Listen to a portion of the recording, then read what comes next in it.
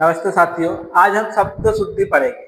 तो देखेंगे अगर आपको संधि आती है तो आप शब्द शुद्धि बहुत आसानी से सीख सकते हो, क्योंकि संधि का बहुत ही ज्यादा योगदान होता है शब्द शुद्धि में। देखेंगे हम संधि के अनुसार सीखेंगे शब्द शुद्धि को। तो देखेंगे हमारे पास में दीर्घ संधि की जो अशुद्धियां है वो किस प्रकार से होती है, हम कैसे पहचाने कि ये अशुद्ध शब्द है। तो देखेंगे है रविंद्र।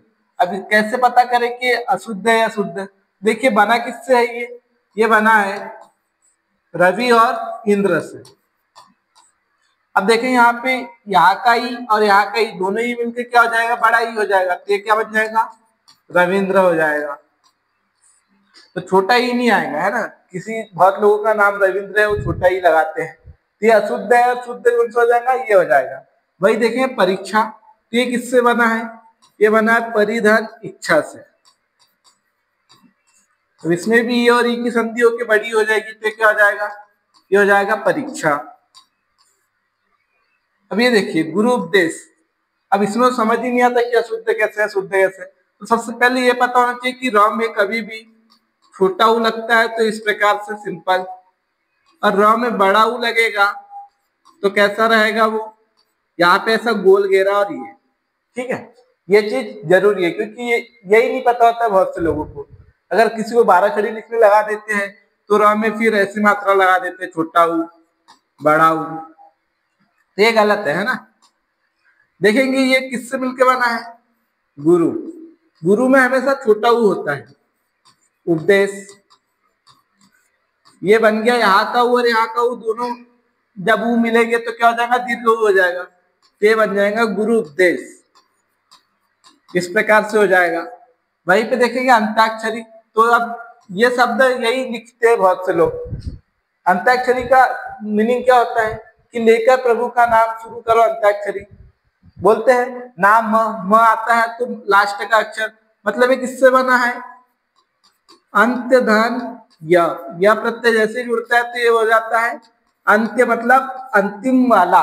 ठीक है, क्योंकि बोलते हैं ना लेकर प्रभु का नाम म, अब माँ आया तो माँ से गाना चालू करो, जो लास्ट का अंतिम अक्षर है तो वही होता है अंत्य, मतलब क्या होगा, अंतिम वाला। ठीक है, तो इसके साथ में क्या रहेगा, अक्षर। इसमें ये प्रत्यय जुड़ गया अक्षरी। अब ये मिलेगा दोनों तो ये क्या हो जाएगा, आ हो जाएगा यहाँ पे। तो ये क्या बन जाएगा, अंत्याक्षरी।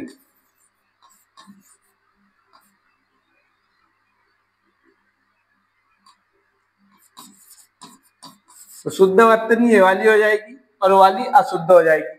अब यहाँ देखिए अभ्यारण्य किताबों में भी यही लिखा है, कई कई अभ्यारण्य जहाँ पे है वहां पे भी यही लिखा होता है। तो अशुद्ध कैसे देखेंगे, ये होता है शुद्ध रूप, ये अभ्यारण्य।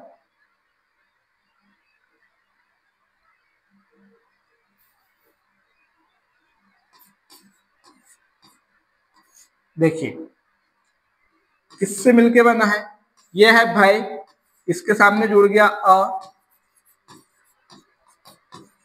जुड़ गया अरण्य। ठीक है, अरण्य कर दो इसको, यहाँ पे भी यह लगा दो। अब देखिए अरण्य होता है जंगल, भय मतलब डर होता है, अ जुड़ गया तो ये क्या बन गया, ये बन गया अभय। अभय मतलब उसका उल्टा, जहां भय ना हो। और अरण्य मतलब ऐसा जंगल जहां जानवरों को भय ना हो, उसको कहते हैं अभ्यारण्य। तो यहाँ पे भय का भ है पूरा, तो भ आधा तो होगा ही नहीं किसी कंडीशन में, तो आधा भ तो रहेगा ही नहीं। तो कौन सा हो जाएगा, याला शुद्ध हो जाएगा। अब मुरारी है, ये देखेंगे मूर राक्षस था, उसका भी मतलब कि शंकर, ये कृष्ण भगवान कहते हैं मुरारी। बहुत से लोगों को क्या लगता है कि मुरली है बजाते इसलिए मुरारी कहते हैं। मूर राक्षस का शत्रु मतलब अरी। अरी कैसी होती है, छोटी की मात्रा वाला होता है अरी, सही। तो जब दोनों मिल जाएंगे तो और क्या हो जाएगा, आ हो जाएगा। तो ये क्या हो जाएगा, मुरारी छोटा वाला है ना, छोटा ई वाला सही रहेगा। वहीं पे मिष्टान देखेंगे तो मिष्टान शब्द किससे बना है, संस्कृत का मिष्ट शब्द है ये। मिष्ट मतलब होता है मीठा, और अन्न, मीठा अन्न जो है। तो यहाँ पे ट है, ट में आ है तो और क्या हो जाएंगे, आ हो जाएंगे। तो ट का ट रहेगा, ठ तो होगा ही नहीं, तो ठ वाला कैसा है, गलत है। तो ये क्या हो जाएगा, इसका शुद्ध रूप।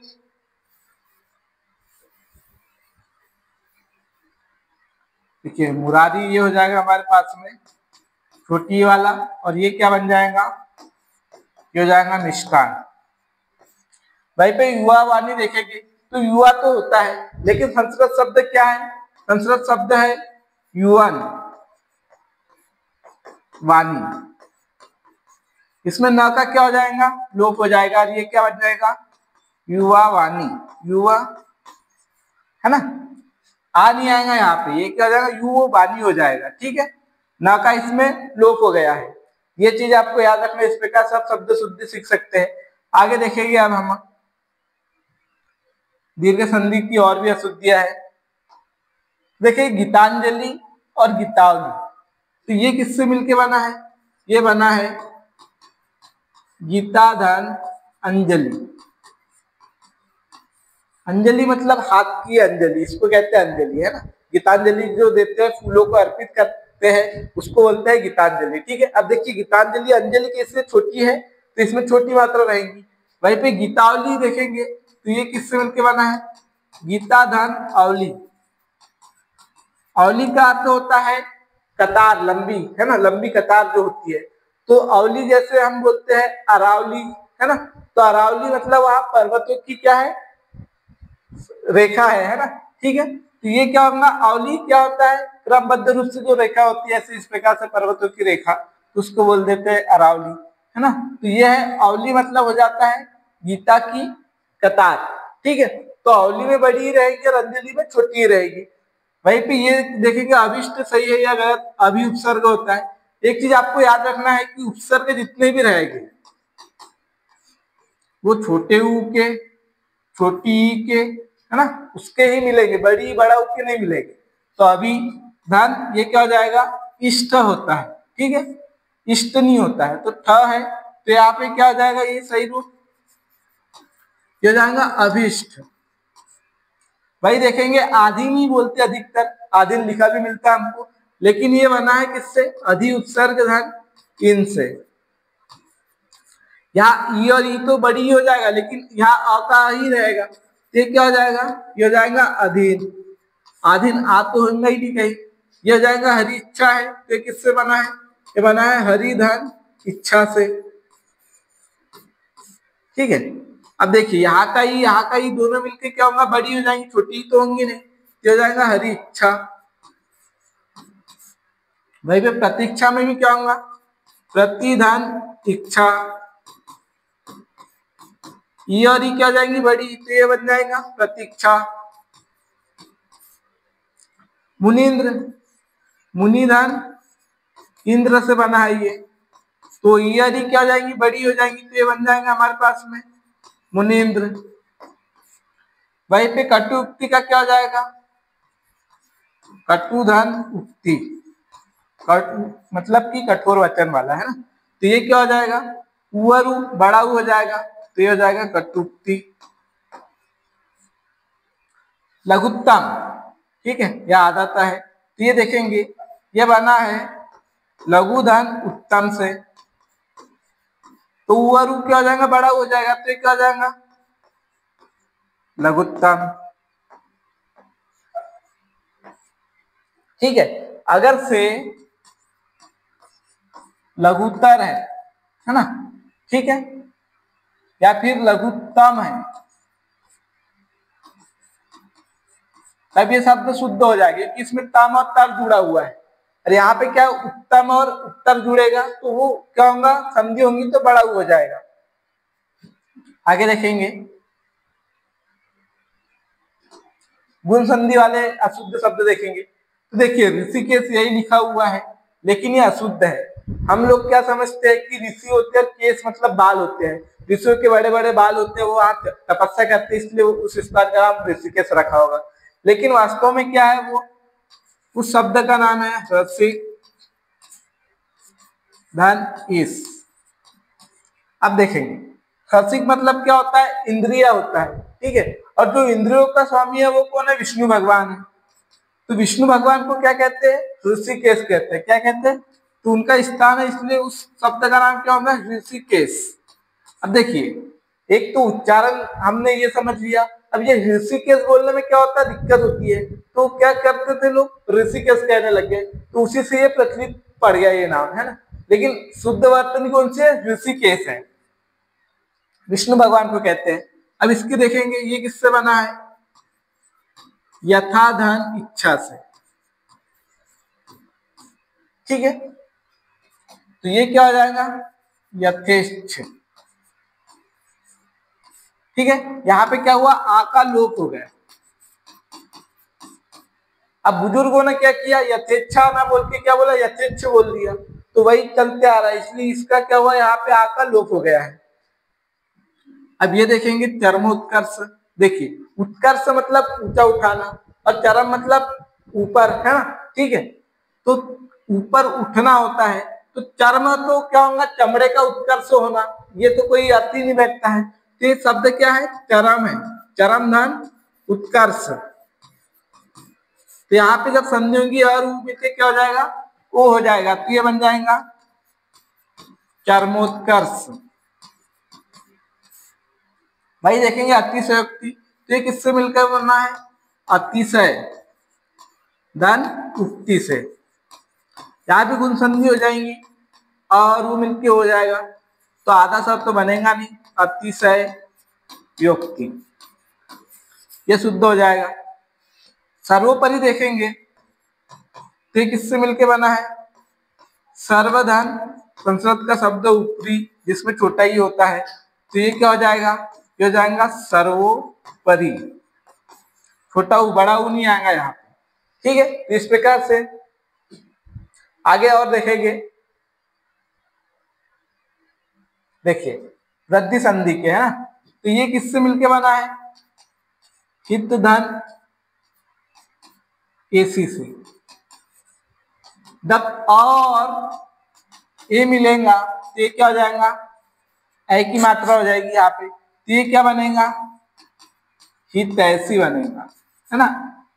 भाई पुत्रेष्णा किससे बनेगा, पुत्र धन एष्णा, तो यहां भी वृद्धि संधि होगी, तो क्या आ जाएगा, पुत्रेष्णा। भाई लोकेष्णा क्या किससे बनेगा, लोक धन एष्णा से, तो ये क्या हो जाएगा, लोकेष्णा, वृद्धि संधि। स्वैच्छिक किससे बनेगा, स्वधन ऐच्छिक। अब देखिए यहाँ पे अब दिमाग में ये भी आ सकता है कि ऐच्छिक ऐसे लिखे या फिर ऐसे लिखे, दोनों में से कौन सा शुद्ध है, तो अशुद्ध है, क्योंकि देखिए ये किससे मिलके बना है, ये बना है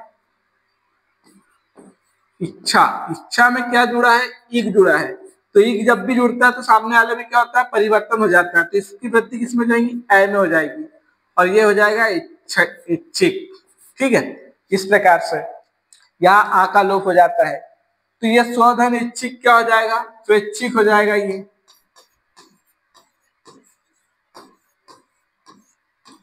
यहाँ एक मात्रा यहाँ डबल होना चाहिए था, ठीक है, इस प्रकार से। और आगे देखेंगे,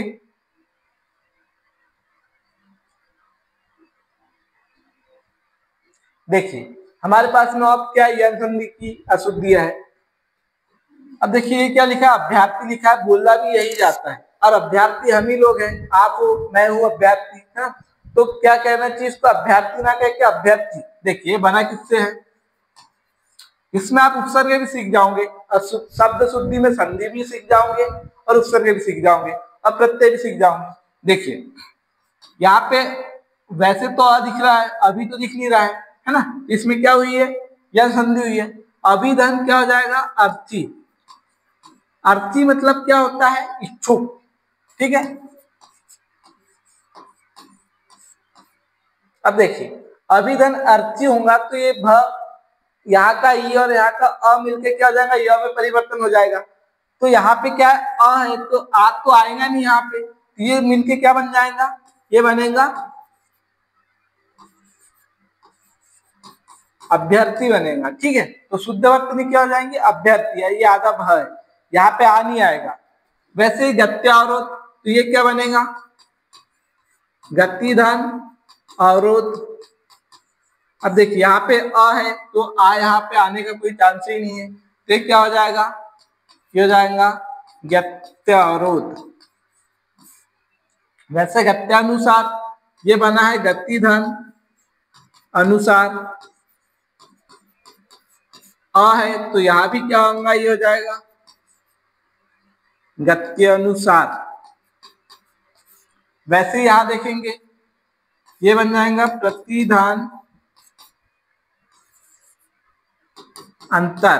अब अ है तो आ तो आएगा नहीं, तो ये क्या हो जाएगा प्रत्यांतर। प्रत्यंतर हो जाएगा, है ना, प्रत्यांतर नहीं होगा। भाई अभ्यंतर ये क्या हो जाएगा, ये किससे मिलके बना है, अभिधान अंतर। ठीक है, तो क्या हो जाएगा अभ्यंतर हो जाएगा। भाई पे प्रत्युपकार किससे मिलके बना है, ये बना है प्रतिधान उपकार। ठीक है, तो यहाँ पे क्या हो जाएगा, ये हो जाएगा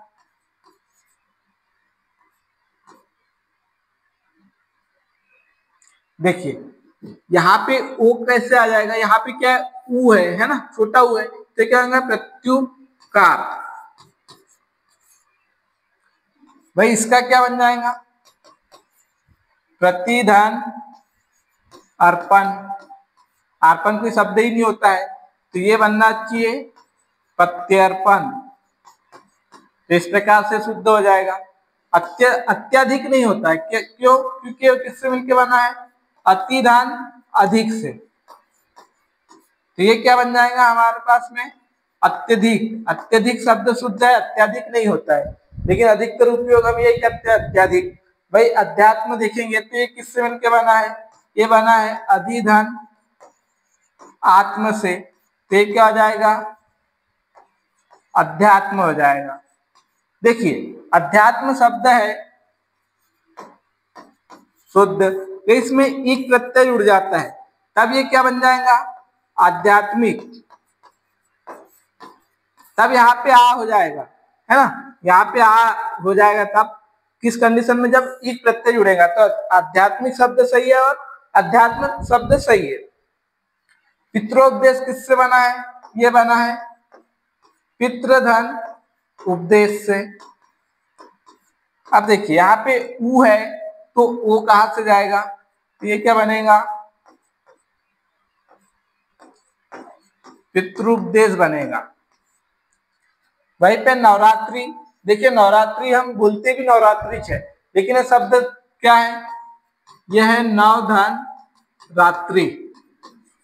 अब जब मिलता है तो ये क्या बन जाता है नवरात्र बनता है। क्या बनता है नवरात्र। यहाँ पे क्या होता है, जो ये है इसका क्या हो जाता है लोप हो जाता है, ये आपको याद रखना है। ठीक है, यहाँ ई का क्या हुआ लोप हो गया। अब आगे और देखेंगे हमारे पास में शब्द है अशुद्ध वाले। देखिए मनोकामना, ये शब्द गलत क्यों है, प्रचलन में चल चुका है, प्रचलित शब्द है, ठीक है, बोलते हैं बहुत से लोग, लेकिन शब्द शुद्धि में अगर आए तो अशुद्ध है। क्यों, क्योंकि देखिए कुछ अपवाद उदाहरण थे जिनकी क्या हुई संधि नहीं हुई कभी। कामना, जैसे मना धन कामना, हमारे बुजुर्गों ने क्या कहा, उसको मना कामना ही कहा, उसमें कोई परिवर्तन नहीं किया। ठीक है, अगर नियम से देखा जाए, तो अगर नियम से देखें कि यहाँ पे विसर्ग है, विसर्ग के बाद में का आता है, तो उसमें क्या बदलना चाहिए था, उसने बनना था मनस्कामना। ठीक है, स में बदलना था, इस स में या फिर इस स में या फिर इस स में, वर्ण के अनुसार वो बदल सकता था, लेकिन वो तो कहीं से कहीं तक नहीं आएगा, नियम के अनुसार भी नहीं आएगा, और यहाँ पे संधि नहीं हुई है, तो शुद्ध शब्द तो मनोकामना ही है। ठीक है, तो मनोकामना तो प्रचलित शब्द है, इसलिए वो बोलचाल में चला जाता है, तो इसको सही नहीं मानना आपको, है ना। वो अशुद्ध क्या है, शुद्ध वाला ये है। जैसे प्रातः काल आपने देखा होगा, प्रातः काल ऐसा ही लिखा होता है, क्यों, क्योंकि विसर्ग है, तो इसमें ओ भी नहीं हुआ, ना कोई स भी नहीं आया। क्या हुआ यहाँ पे, जैसे कि वैसी संधि होगी, इसमें कोई परिवर्तन ही नहीं किया गया, तो प्रातः काल भी सही है, मनोकामना भी सही है। वैसे ही है ये अधः धन पतन, इसमें भी पाया, तो नियम से क्या होना चाहिए था, स होना चाहिए था, यहाँ विसर्ग स में बदलना था, लेकिन नहीं, मतलब क्या हुआ जैसे का वैसा रह गया, ये भी अपवाद है। मनोप्रसाद, ये भी मनोधन प्रसाद, इसमें भी कोई परिवर्तन नहीं हुआ, ये भी जैसे का वैसा। रजोकन, रजधन कन, इसमें भी कोई परिवर्तन नहीं। क प अगर आपको दिखता है तो आप बहुत से ऐसे उदाहरण इसमें कोई परिवर्तन ही नहीं हुआ, ये क्या हो जाएगा, रजह कन ही सही है। देखो मनोचिकित्सक यही बोला जाता है, लिखा भी यही जाता है, बहुत ज्यादा प्रचलित शब्द है, लेकिन अशुद्ध है, ये क्या हो जाएगा, मनोधन चिकित्सक। अब अघोष वर्ण आया है तो ये किसमें बदल जाएगा, स्व में बदलेगा, तो ये क्या बन जाएगा, मनस चिकित्सक हो जाएगा, ये शुद्ध वर्तनी हो जाएगी। मनुष्य ये क्या हो जाएगा, मनोधन चेतना, तो चा आया अघोष मतलब स्व में बदलेगा, तो ये क्या हो जाएगा, मनस चेतना। वहीं पे ज्योतिर्पुंज किसमें बदलेगा, ज्योति धन पुंज। अब पा आ गए यहाँ पे, ये क्या घोष है, तो घोष वर्ण आया है तो ये किसमें बदल जाता है, स्व में बदल जाता है, मूर्धा स्व में।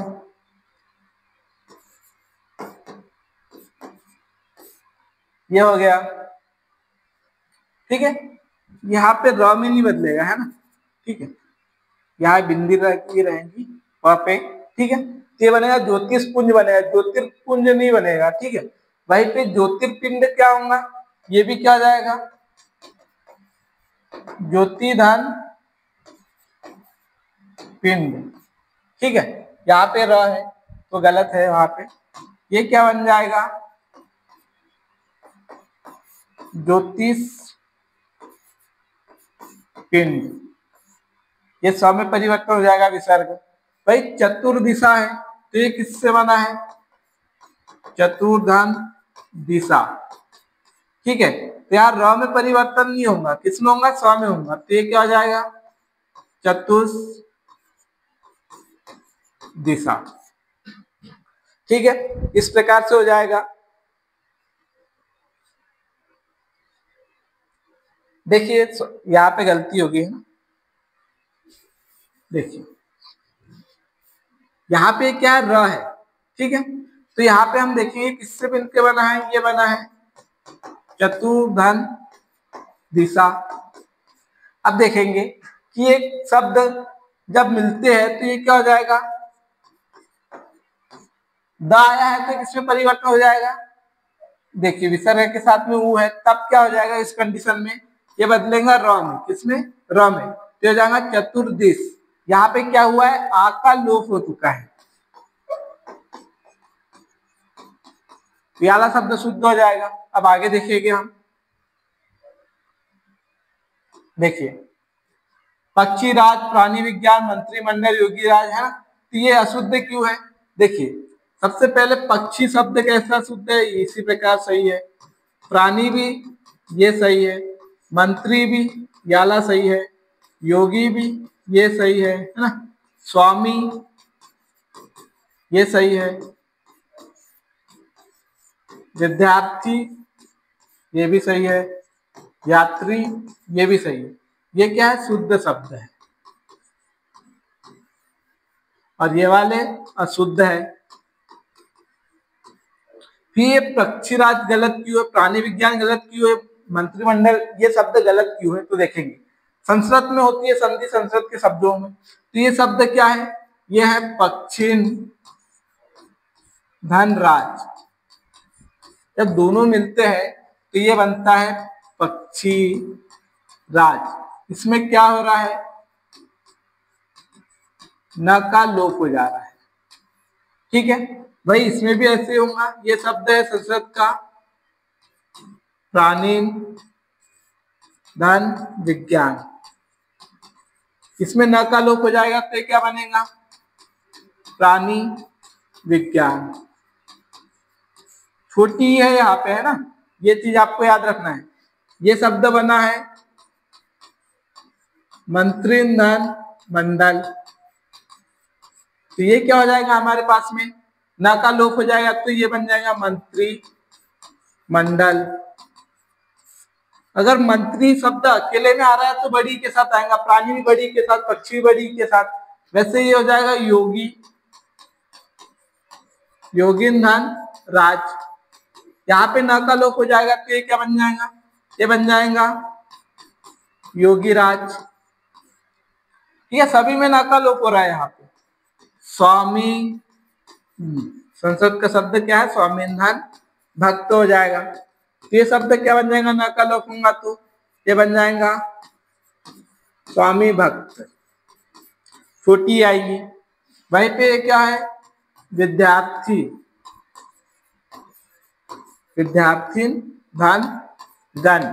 तो न का लोप होगा तो ये क्या बन जाएगा हमारे पास में, ये बन जाएगा विद्यार्थी, न का तो लोप हो गया, ये हो जाएगा गण। यात्रीगण क्या हो जाएगा,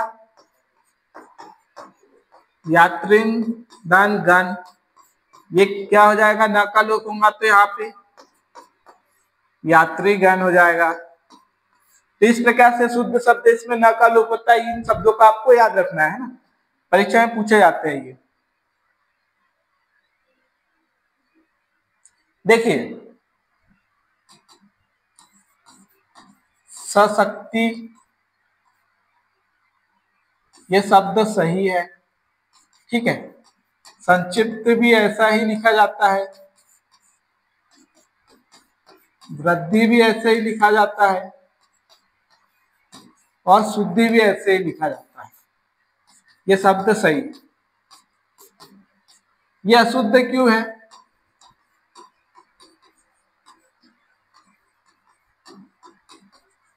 देखिए जब भी किसी शब्द में करण जुड़ जाता है ना, ये करण, तो उसके सामने जो वर्ण होता है उसकी जो मात्रा होती है उसमें क्या होती है, वृद्धि हो जाती है। तो जैसे इसके साथ में हमने क्या जोड़ा, करण जोड़ा, तो ये अब छोटी किसमें बदल गई, बड़ी में बदल गई। तो ये वाला शब्द क्या है, शुद्ध है, वो अशुद्ध है। वैसे इसमें हमने करण जोड़ा तो ये क्या हो जाएगा, ये हो जाएगा संक्षिप्ति करण। इसमें भी बड़ी ही हो गया ना, बड़ी हो जाती है कब, जब इसके साथ करण जोड़े आए तो, है ना। यहाँ पे वृद्धि के साथ हमने करण जोड़ा तो ये क्या हो जाएगा हमारे पास में, ये हो जाएगा वृद्धिकरण। वैसे यहाँ पे हमने करण जोड़ा तो ये भी क्या हो जाएगा, शुद्धिकरण। तो जब भी करण जुड़ता है किसी शब्द के साथ तो जो लास्ट वाला वर्ण होता है उसकी जो मात्रा होती है उसमें वृद्धि हो जाती है, ये आपको याद रखना है। और देखेंगे हम, देखिए ये शब्द है निर्दोषी, ये किससे बना है, निर्धन दोषी से, ठीक है। लेकिन जब ये संधि करते हैं तो जब ये निर उपसर्ग जुड़ा तो ये क्या हो जाएगा, निर्दोष, ठीक है। यहाँ पे क्या हुआ, ई का लोप हो गया। अब बुजुर्गों ने निर्दोषी ना बोल के क्या बोला, निर्दोष बोला, तो ये शब्द तभी से आ रहे थे। ई का क्या हुआ, इसमें लोप हो गया। वैसे निर्लोभी है तो निर उपसर्ग धन लोभी, तो ये क्या हो जाएगा हमारे पास में, ये हो जाएगा निर्लोभ। इसमें भी क्या हुआ, ई का लोप हो गया। निर्दयी किससे बना है, निर्धन दई, तो ये क्या हो जाएगा हमारे पास में,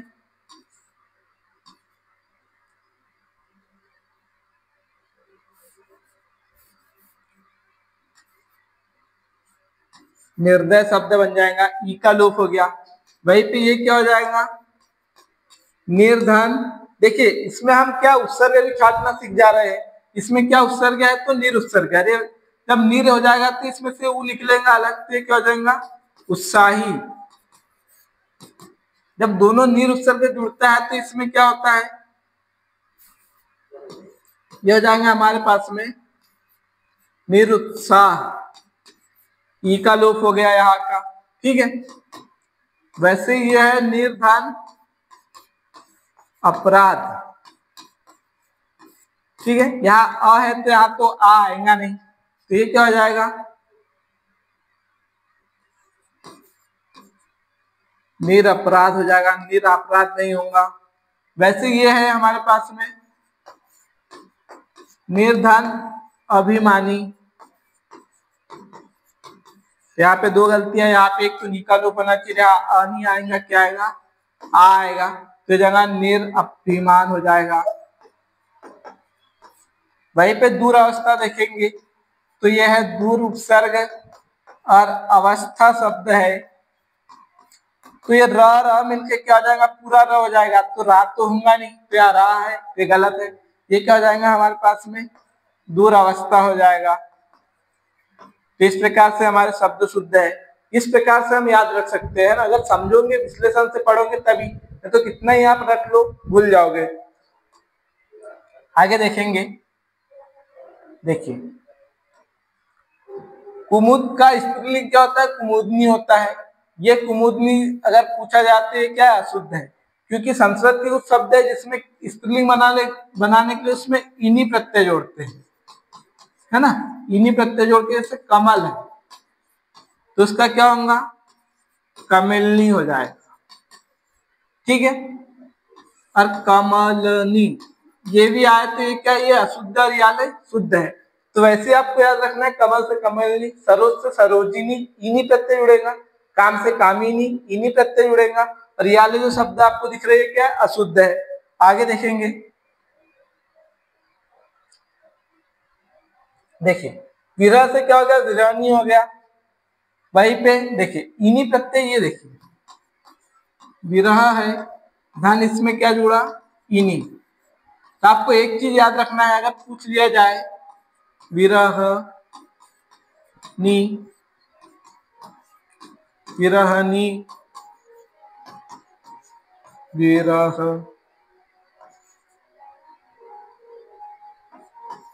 नी, और एक शब्द दे दिया आपको, तो शुद्ध कौन सा है, तो इसमें ये भी अशुद्ध है, ये भी अशुद्ध है, ये भी अशुद्ध है, शुद्ध कौन सा, ये। इसमें दो परिवर्तन हुए हैं, एक परिवर्तन क्या हुआ है, जो ना है याला ना किसमें बदल गया, याले ना में। कैसे, र के वजह से, र के वजह से क्या हुआ, ये जो ना है याला ना किसमें बदल गया, इस ना में बदल गया। ये आपको याद रखना है ना।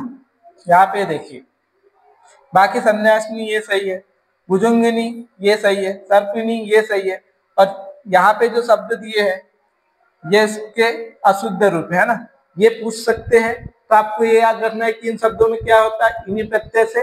इसके साथ में हम कर सकते हैं क्या, स्त्रीलिंग भी बना सकते हैं, शुद्ध वर्तनी इस प्रकार से याद भी रख सकते हैं। धन्यवाद।